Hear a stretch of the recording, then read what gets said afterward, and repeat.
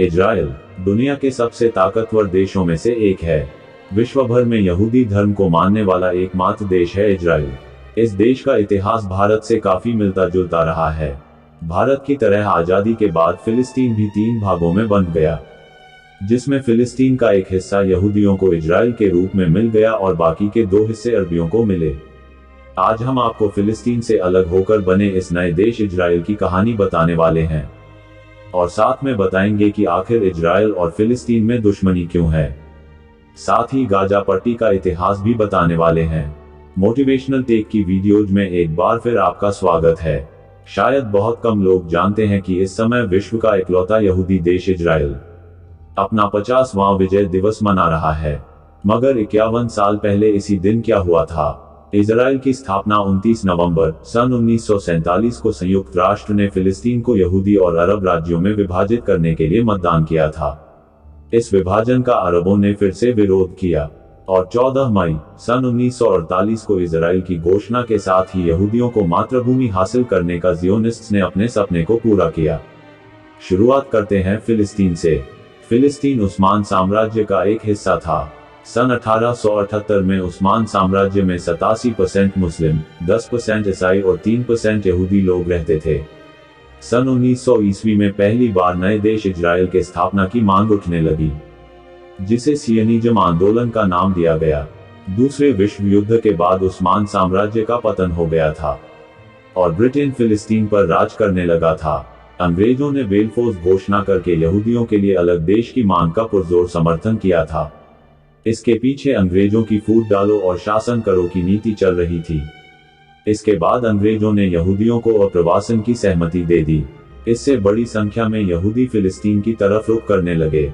ये लोग फिलिस्तीन आकर जमीन पर कब्जा कर उस जमीन पर खेती करने लगे। यहूदियों की बढ़ती संख्या और पहले से रह रहे अरब लोगों में इसके कारण हिंसा होने लगी।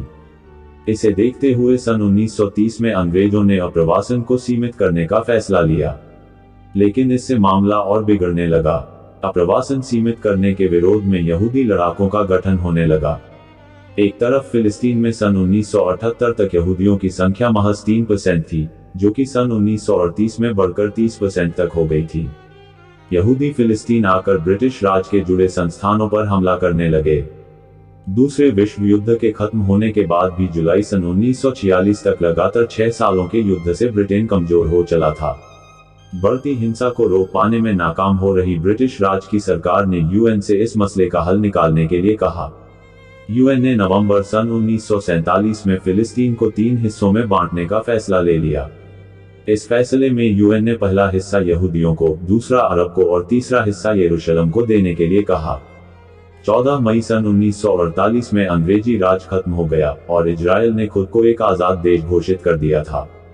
करीब 51 साल पहले इन्हीं दिनों की बात है।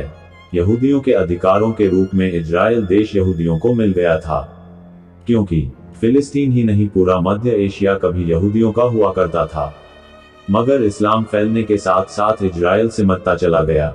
सन 1947 में इजराइल बन गया था और 4 जून सन 1967 को मिस्र, Syria, Jordan, Iraq, Lebanon, Algeria, Kuwait, Libya, Morocco, Pakistan और ट्यूनीशिया इन सभी देशों ने मिलकर इजराइल पर अचानक हमला कर दिया।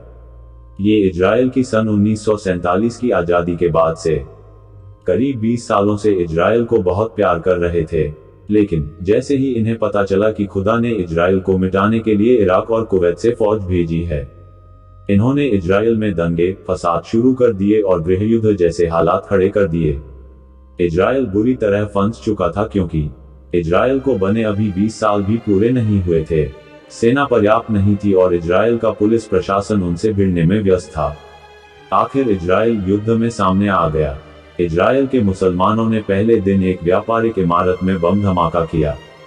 अब यहूदियों का भी सब्र टूट चुका था, उनके नागरिक भी अब इस लड़ाई में कूद पड़े। शुरू के 4 दिन इजराइल सरकार का ध्यान सिर्फ इजराइल के मुसलमानों पर रहा। हालांकि इस बीच उन्होंने इराक और लीबिया की सेना को पीछे खदेड़ दिया। बाहर सेना लड़ रही थी, अंदर नागरिक। देशभक्ति और एकता का ऐसा नजारा इतिहास में कभी नहीं देखा गया था। 4 दिनों में यहूदियों ने अपने घर के भेदियों को पूरी तरह कुचलकर जन्नत की ओर रवाना कर दिया था। अब उनके नागरिक सेना का हाथ बटाने सीमा पर आ गए और 6वां दिन पूरा होते होते सभी देश पीठ दिखाकर भाग चुके थे। इजराइल ये युद्ध जीत चुका था, लेकिन अभी इजराइल ने चैन की सांस नहीं ली थी, क्योंकि यहूदी घर के भेदियों का असली रंग समझ गए थे और इजराइल ने देशद्रोहियों पर सीधे कड़े कानून थोप दिए और देशद्रोह की सजा उन्हें मौत के रूप में दी थी। यहूदियों ने ये सिद्ध कर दिया था कि युद्ध में विजय उनकी आबादी की मोहताज नहीं थी, बल्कि यहूदियों की एकता में थी। अब बात करेंगे इजराइल और फिलिस्तीन के बीच चल रही दुश्मनी और गाजा पट्टी के इतिहास की। वीडियो को लास्ट तक जरूर देखिए और हमारे चैनल मोटिवेशनल टेक को अभी सब्सक्राइब करो और बेल आइकन दबाओ। लौटते हैं वीडियो में। एक छोटे सा फिलिस्तीनी क्षेत्र जिसे गाजा पट्टी के नाम से जाना जाता है। ये गाजा पट्टी मिस्र और इजराइल के मध्य और भूमध्य सागरीय तट पर स्थित है। गाजा पट्टी फिलिस्तीन का अरबी और बहुसंख्य मुस्लिम बहुल इलाका है। इस गाजा पट्टी पर हमास द्वारा शासन किया जाता है, जो इजराइल विरोधी आतंकवादी समूह है। ऐसा इसलिए भी है क्योंकि फिलिस्तीन और कई अन्य मुस्लिम देश इजराइल को यहूदी राज्य के रूप में मानने से इनकार करते आ रहे हैं। सन 1947 के बाद जब यूएन ने फिलिस्तीन को एक यहूदी और एक अरब राज्य में बांट दिया था, जिसके बाद से फिलिस्तीन और इजराइल के बीच आज भी संघर्ष जारी है, जिसमें एक अहम मुद्दा जूइश राज्य के रूप में स्वीकार करना है। तो दूसरा गाजा पट्टी है, जो इजराइल की स्थापना के समय से ही इजराइल और दूसरे अरब देशों के बीच संघर्ष का कारण साबित होता है। और जून सन 1967 में जब दूसरी जंग हुई तो ये जंग 6 दिनों तक चली थी, जिस जंग में इजराइल ने फिर से गाजा पट्टी पर कब्जा कर लिया। इजराइल का गाजा पट्टी पर कब्जा 25 सालों तक चला, लेकिन दिसंबर सन 1987 में गाजा के फिलिस्तीनियों के बीच हुए दंगे, हिंसक झड़प और इजरायली सैनिकों पर कब्जा करने से एक विद्रोह का रूप दे दिया।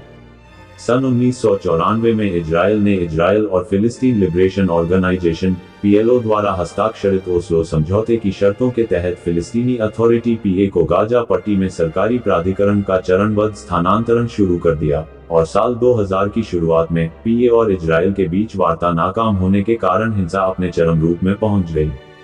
हिंसा को खत्म करने के बदले में इजराइल के प्रधानमंत्री एरियल शेरोन ने साल 2003 के अंत में एक योजना की घोषणा कर दी, जिसके तहत गाजा पट्टी से इजराइल सैनिकों को वापस हटने और स्थानीय निवासियों को बसाने पर इजरायली प्रधानमंत्री की घोषणा केंद्रित थी। सितंबर साल 2005 में इजराइल ने गाजा पट्टी क्षेत्र से पलायन पूरा कर लिया और गाजा पट्टी के नियंत्रण को PA में स्थानांतरित कर दिया गया था। हालांकि इजराइल ने गाजा पट्टी में अपना क्षेत्र रक्षण और हवाई गश्त को जारी रखा। जून साल 2007 में हमास ने एक बार फिर गाजा पट्टी पर अपना कब्जा जमा लिया और ये फतह फिलिस्तीन राजनीतिक समूह की अगुवाई वाली आपातकालीन कैबिनेट ने पश्चिम बैंक पर कब्जा कर लिया था।